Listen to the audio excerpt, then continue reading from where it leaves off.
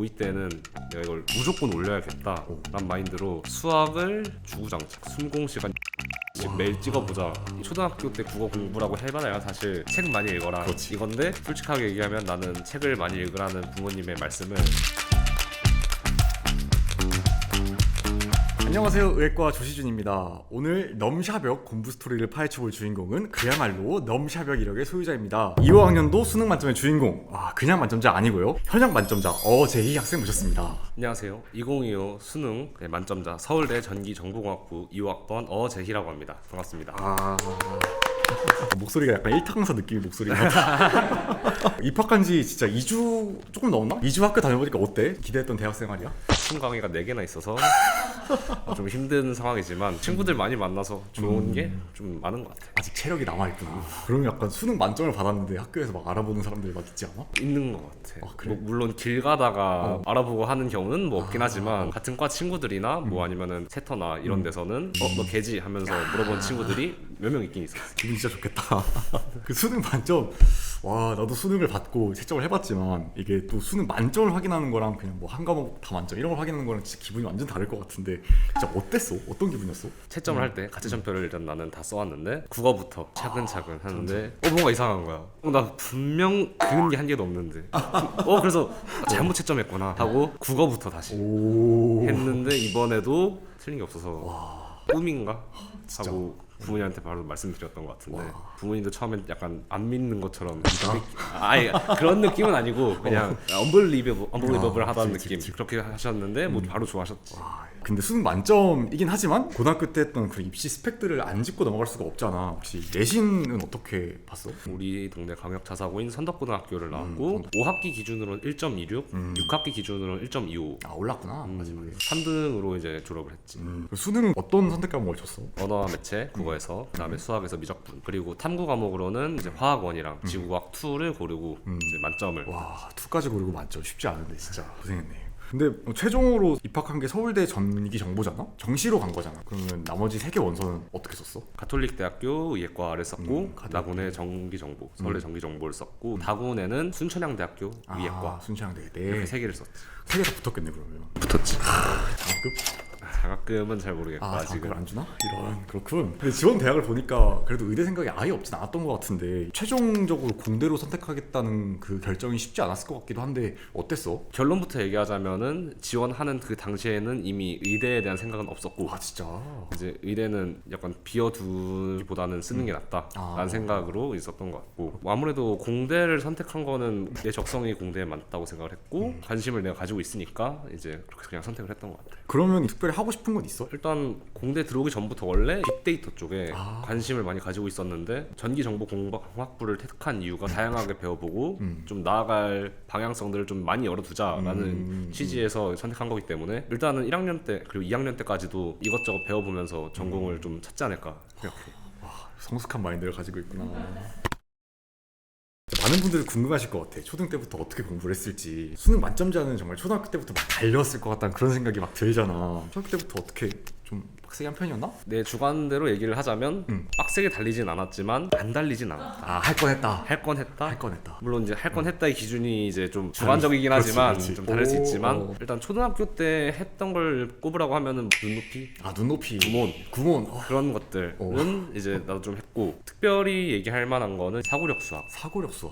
어떤 것들이 있냐면 숫자추론, 기하 같은 사고력 수학도 했고 그치 도형 문제 풀기. 그런 것들 하고 초등학교 때는 그 외 특별히 뭔가를 하진 않았던 것 같은데. 그러면 사고력 수학을 학원을 다녔던 거야? 아니면 혼자 공부한 거야? 사고력 수학 학원이 있어서 친구 추천으로 같이 다니게 됐어. 그렇게 뭐 사고력 수학 학원을 다녔는데 뭐 근데 그렇게 다니면서 남들보다 수학을 조금 더 배웠잖아. 그러다 보니 이제 좀 더 수학을 잘한다라는 자신감이 조금 있었던 것 같고 그런 자신감이 좀 밑바탕이 돼서 중학교 때 좀 수학을 잘했던 것 같아. 그런 느낌이구나. 처음부터 기세를 잡고 올라가는 게 필요하긴 하니까. 그럼 경시대에도 막 나와봤던 건가? 경시대는 내 영역은 아니었지. 그랬구나. 나도 경시대에 오수했어. 그래서 나왔잖아.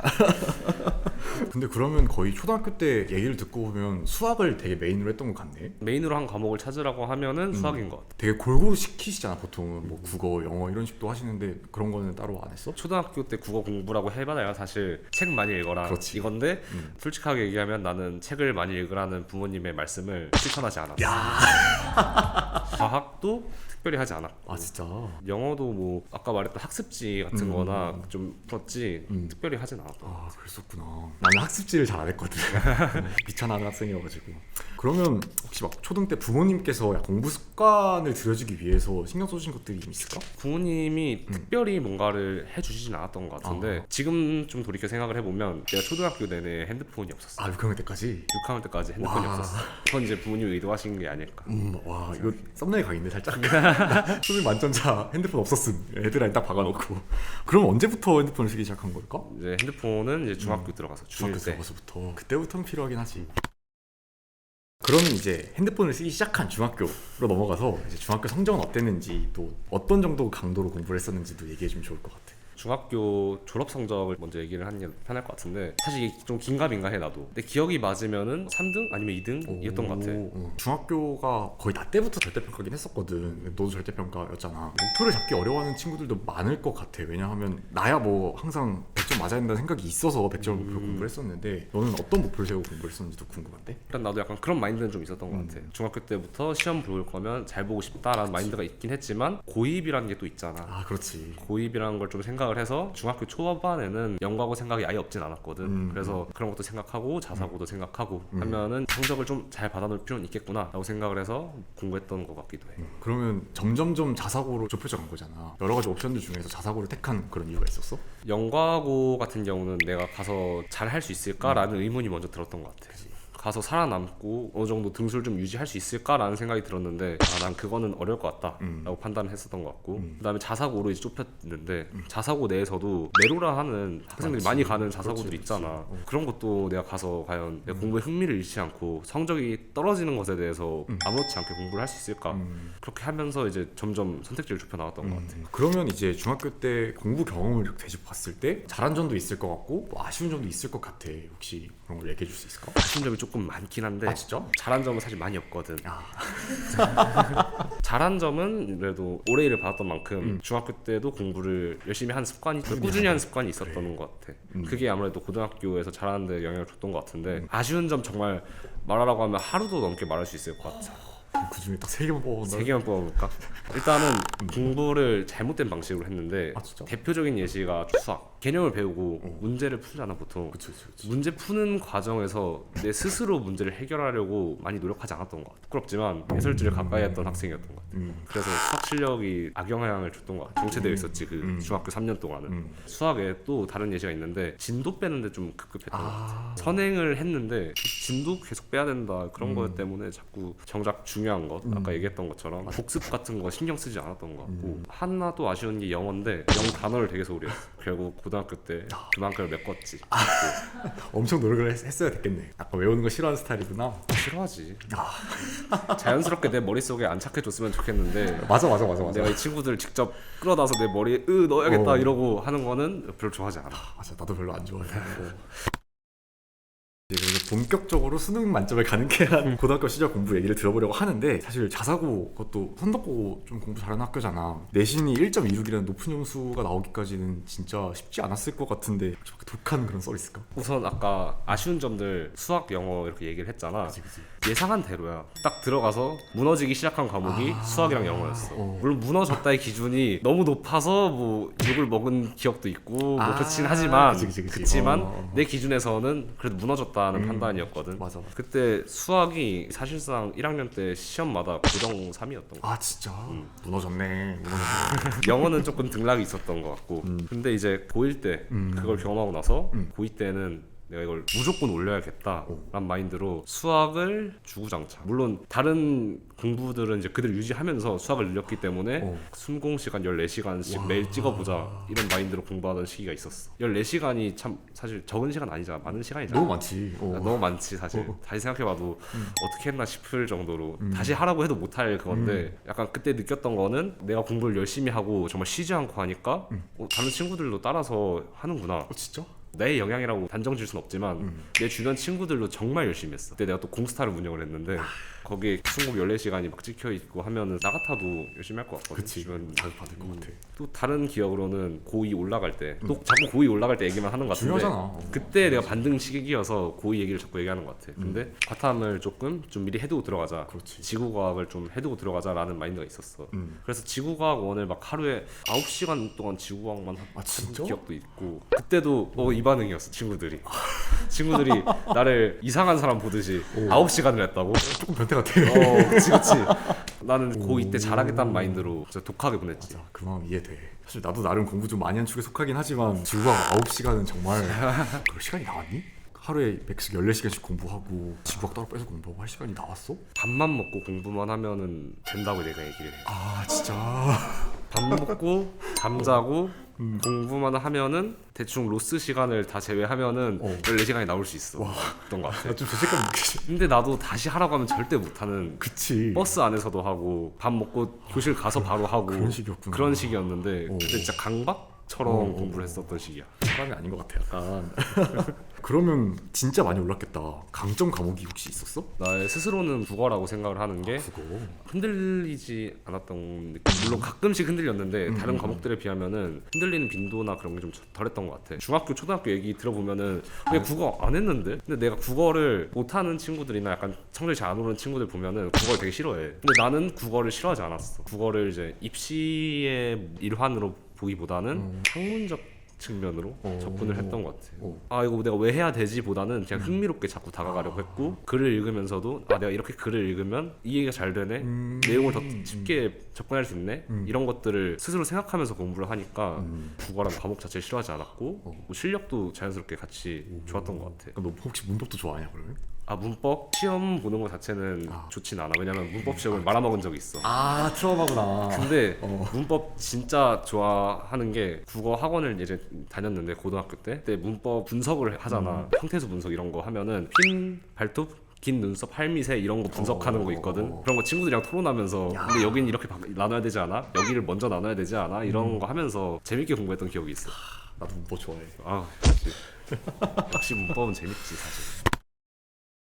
근데 사실 나는 어릴 때 책을 진짜 많이 읽었거든. 그래서 나도 국어를 나름 잘하는 편이었어. 나는 이제 개인적으로 책을 많이 읽는 게 국어 성적에 되게 중요하다고 생각을 하는 편인데 이제 너를 보니까 또 그런 건 꼭 아닌 것 같고 어떻게 생각해 혹시? 나는 일단 독서를 진짜 거의 안 했는데 나는 이제 독서로 이제 그 실력에 영향을 줄 수 있는 요인이 두 가지라고 생각해. 첫 번째는 배경 지식, 두 번째는 이제 독해력. 사실 배경 지식은 내가 못 따라잡지. 책 많이 읽는 친구들을 따라할 수 없어. 근데 어쨌든 우리 국어에서 평가하는 거는 배경 지식이 아니라 독해력이잖아. 그렇지. 근데 독해력은 이제 따라잡으려면은 단기간에도 따라잡을 수는 있는 것 같아. 근데 이것도 이제 사람 바이 사람인 것 같고 나는 잠재력이라고 해야 되나? 왜냐면 우리 부모님을 봐도 국어 능력이 되게 좋으신 분들이거든. 그런 거에 영향을 좀 받아서 그런지 국어 문해력, 독해력을 키우는데 크게 막 어려움을 겪지 않았어.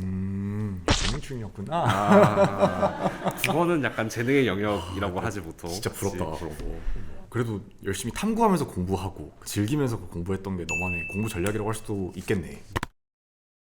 그러면 이제 반대로 약점 과목도 있었을 것 같은데 혹시 그런 건 뭐였고 어떻게 극복을 했는지 궁금해. 국어는 정말 안정적이었다고 내가 얘기했잖아. 그에 비해서 막 주식 곡선처럼 요동치는 친구들이 이제 내 약점 과목이었는데 가장 심했던 게 아무래도 수학이었던 것 같아. 중학교 때에 비해서 정반대가 됐지. 고등학교 때는 약점 과목은 수학이었어.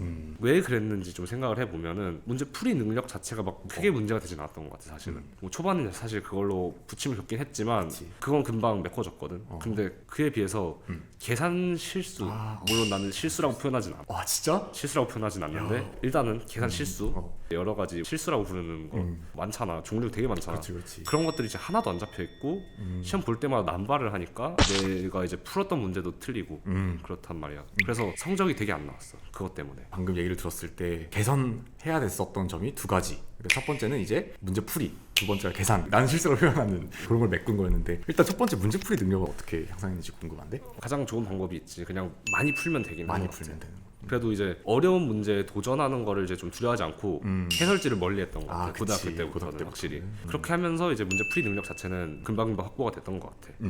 실수를 잡는 게 이제 내 주관점이라고 할 수 있고 수학 공부 비법 얘기할 땐 무조건 실수 잡는 법을 얘기하는데 초반엔 몰랐지. 헤맸지 계속.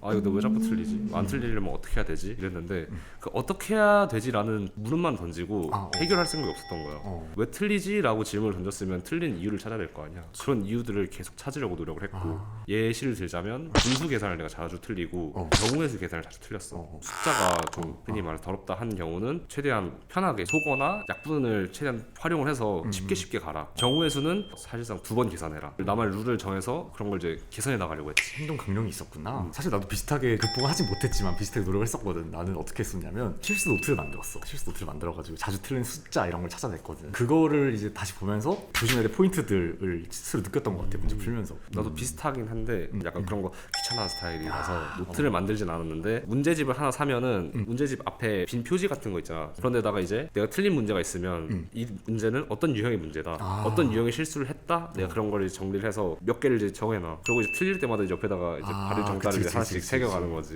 그렇게 하면 내가 뭘 많이 틀린 줄 아니까 시험 전에도 이제 그걸 꼭 보고 들어갔던 것 같아. 역시 공부 잘하는 사람들은 다 비슷비슷한 것 같아. 그러면 약간 혹시 내신 대비하면서 좀 좋았던 수학 문제집 같은 거 있어? 특별히 강조하고 싶진 않아. 난 사실 수학 문제집이 크게 다르다고 생각하진 않거든. 무슨 문제집이든. 그냥 진짜 내가 궁금해서 묻는 질문인데 수학 공부할 때 내신 한 번당 문제집을 얼마나 풀었어? 산정하긴 힘든데 왜냐면 학원을 다니던 시기가 좀 있어가지고 학원 자료들로 풀었으니까 문제수로 얘기하는 게 편할 것 같고 시작하기 한 달 전부터 내신까지는 많이 풀면은 보통 600까지는 풀었던 것 같아. 100까지. 야. 주에 100문제까지는 했던 것 같아. 600은 좀 내 기억이 좀 왜곡된 걸 수 있어. 아니, 나는 충분히 가능했을 생각하는데 어려운 문제만 골라서 풀었나? 아예 그렇진 않을 거야. 아 그래? 되게 많이 한 것 같아 그래도.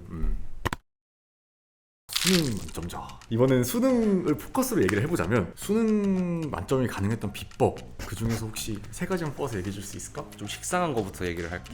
일단 가장 식상한 거 수능과 최대한